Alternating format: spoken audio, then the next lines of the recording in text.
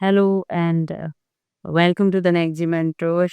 हम टेंसेस में अब कुछ ऐसे टेंसेस के आ चुके हैं जहाँ पर थोड़ी नई चीज़ें भी हमें सीखने को मिल रही हैं। और इससे पहले हमने कंटिन्यूस के टेंसेस किए जिन सब में वर्ब विद आईएनजी था। और हमने बात की थी कि 6 टेंसेस ऐसे हैं जिनमें कंटिन्यूस आएगा और उन सब में वर्ब विद आईएनजी यूज़ होगा। मगर 3 हम कर चुके हैं। अब 3 चेंज हो जाएँगे जिनमें third form of verb use होगा। उसके बाद दोबारा से हम उन 3 की तरफ जाएँगे जिनमें थर्ड फॉर्म ऑफ वर्ब के बजाय से फर्स्ट फॉर्म विद आईएनजी यानी कि आईएनजी वाला वर्ड यूज़ होगा। और ये जो परफेक्ट है ये बादशाह किस्म का टेंस है जिसने अभी तक की अनयूटिलाइज्ड जो फॉर्म ऑफ वर्ब है उसको यूटिलाइज़ किया है। तो इस सेंस में हम थर्ड फॉर्म ऑफ वर्ब करेंगे, चाहे वो प्रेजेंट परफेक्ट टेंस है, चाहे वो पास्ट परफेक्ट टेंस है, चाहे वो फ्यूचर परफेक्ट टेंस है। ओके, एंड देन हम पहले से देखते हैं कि प्रेजेंट की निशानी होती है या ही, और परफेक्ट की निशानी है चुका, चुकी, चुके। तो चुका है, चुकी है, चुके हैं, इन टेंसेस में हमें मिलेगा। बट मेक इट श्योर कि ये कोई कानून ज़बरदस्ती फॉलो नहीं करना आपने। हम अपनी नेक्स्ट वीडियो पे इसी पे बात करेंगे कि कब चुका है, चुकी है, चुके हैं वाला कानून फेल हो जाएगा। उससे पहले फ़िलहाल हम टेंस को अंडरस्टैंड करने के लिए हमने ऐसे ही जुमले लिखे हैं जिनमें चुका है यूज़ हुआ है या चुकी है, चुके हैं यूज़ होगा कुछ भी, ताकि हम थोड़ा बहुत लैंग्वेज की सीढ़ी को चढ़ सकें। और ये सारे करेक्ट सेंटेंसेस हैं। जहाँ थोड़ा प्रॉब्लम आएगा उसको हम नेक्स्ट में डिस्कस करेंगे।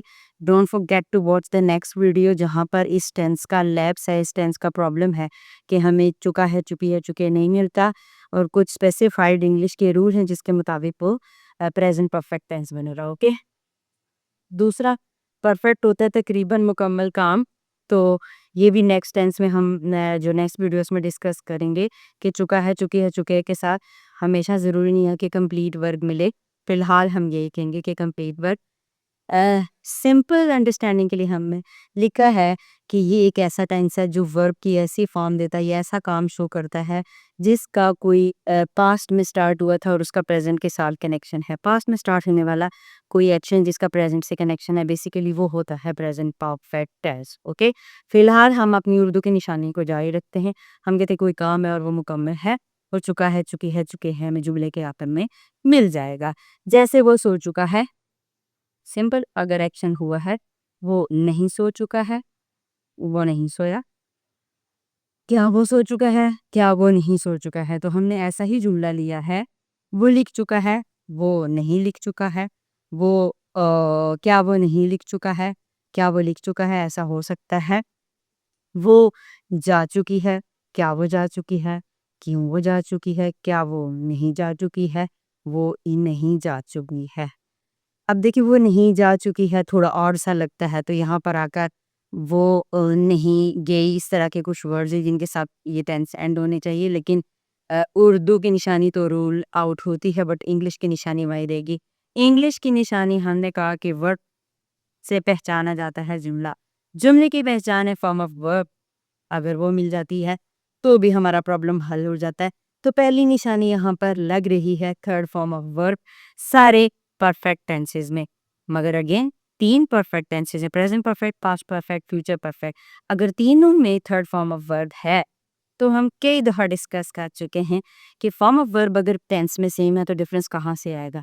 डिफरेंस आएगा हेल्पिंग वर्ब से। तो हेल्पिंग वर्ब हम जो यूज़ करेंगे वो है हैज़ और हैव। हैज़ इस्तेमाल होता है, हमने बहुत शुरू में ही जब पार्ट्स ऑफ स्पीच किए हैं, अगर किसी ने नहीं देखे मस्ट वॉच दैट वीडियो, जिसमें हमने प्रोनाउन का एक टेबल किया। उसने first person, second person, third person को अलग किया, उनके सिंगुलर और प्लूरल अलग किए, और थर्ड पर्सन सिंगुलर को हाईलाइट कर दिया था कि ये टेंसेस में बार बार कुछ ना कुछ चेंज काम करेगा कि उसको अंडरस्टैंड कर ले। तो थर्ड पर्सन सिंगुलर यहाँ पर जो लगेंगे थर्ड पर्सन सिंगुलर, जिनमें दी, शी और इट आते हैं, या फिर आपने फिर प्रोनाउन से निकलकर एक नाम का भी ख्याल रखना है। वन नेम आएगा कि किसी भी शख्स, चीज़ या जगह का, तो आपने हैज जगह देना है।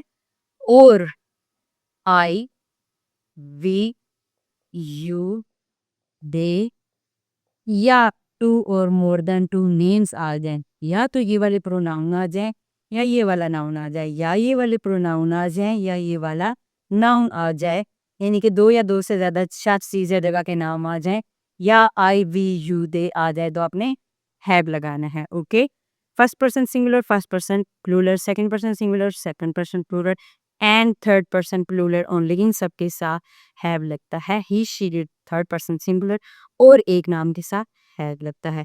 एक नाम किस शख्स चीज या जगह का हो सकता है। जुमले हमने उर्दू के पहले डिस्कस कर लिए।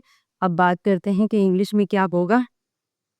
वही rule, subject verb object, subject verb object हमें सारी जगह मिलेगा। इनके साथ पहली निशानी हेल्पिंग वर्ब कौन सा होना चाहिए, और form of verb, form of verb third form of verb है, और चार के चारों स्ट्रक्चर में थर्ड फॉर्म ऑफ वर्ब है। आपने फॉर्म ऑफ वर्ब याद की है, तो ये वाला टाइम्स आपका हो गया थर्ड फॉर्म ऑफ वर्ब से। सारी जगह पर third form of verb use करेंगे, 1 2 3 4 4 केसेस में। और हेल्पिंग वर्ब लगेगा हैज या हैव, और कब लगेगा हमने उसकी बात भी कर ली। अब इस टेंस को आप खुद से करें। वो सो चुका है, ये हमारे पास सब्जेक्ट है, और ये हमारे पास जो है वर्ब है, एक्शन है। उड़ चुका है हमें बता रहा है कि ये third sorry present perfect tense है। और यहाँ पर हमने देखा कि हमें जो ऑब्जेक्ट हम लिखते हैं केला ने दूध दिया हुआ, तो यहाँ पर सब्जेक्ट हो जाएगा ही के साथ क्या लगना था, हैज। तो ही हैज, और सो चुके के लिए turn form of verb he has slept, she has slept and they have slept, you have slept, इनमें से कुछ था तो फिर हम हैव लगा देते। अब अगेन जो निशानी थी कि हेल्पिंग वर्ब के फौरन बाद आपने अगर नॉट लगाया, तो यहाँ पे हेल्पिंग वर्ब के फौरन बाद नॉट लगा देंगे। वो नहीं सो चुका है, ही हैज नॉट स्लेप्ट। ठीक, हेल्पिंग वर्ब को शुरू में ले आएंगे और नॉट खत्म कर देंगे। Has he slept question mark. मैंने बताया था कि जब हेल्पिंग वर्ब शुरू में आता है तो सिर्फ क्या वाले जुमले बनते हैं, हम सबको अच्छे से याद हो चुका है। कब, कहाँ, क्यों, कैसे के लिए, क्या वो सो चुका है, क्यों वो सो चुका है, कब वो सो चुका है, कहाँ वो सो चुका है, why has he slept, where has he slept, when has he slept, इस तरह से जुमला बनाना पड़ेगा। और इसी स्ट्रक्चर को नीचे ले आए, व्हेन ही हैज स्लेप्ट, यहाँ पर ही has not, has he slept, और यहाँ पे था ही हैज नॉट स्लेप्ट, तो यहाँ पर हैज शुरू में आ गया, हैज ही नॉट स्लेप्ट, ये वाला भी करेक्ट है। और इसी वाले जुमले में हम लगा देंगे where he has slept, where he has not slept, अगर हम लगा दें शुरू में जस्ट क्वेश्चन वर्ड डाल दें, तो तब भी हमारा लास्ट वाला स्ट्रक्चर बन सकता है। लास्ट स्ट्रक्चर हम कहते हैं नेगेटिव इंट्रोगेटिव है, सेकंड और थर्ड का कॉम्बिनेशन है। तो इसमें आपको हेल्पिंग वर्ब शुरू में भी मिलेगा और बाद में नॉट भी मिलेगा। यहाँ पर हमारे पास नॉट नहीं है, क्योंकि हमने इतनी ज़्यादा प्रैक्टिस कर ली अब तक टेंसेस की कि बस फॉर्म ऑफ वर्ब देखो, टेंस का पता चल गया। फॉर्म ऑफ वर्ब अगर वो सारे टेंसेस भी सेम है, कि हेल्पिंग वर्ब को देखो, उसको याद कर लो, और है कौन सा हेल्पिंग वर्ब किसके साथ लगता है, तो हमारा टेंस पूरा हो जाता है। हेल्पिंग वर्ब डालें एफर्मेटिव में, पहला टेंस बन गया। हेल्पिंग वर्ब के फौरन बाद नॉट लगाएं, दूसरा टेंस बन गया। हेल्पिंग वर्ब को शुरू में ले आए, नॉट को ख़त्म कर दें, क्वेश्चन मार्क लगा दें, इंट्रोगेटिव बन गया तीसरा।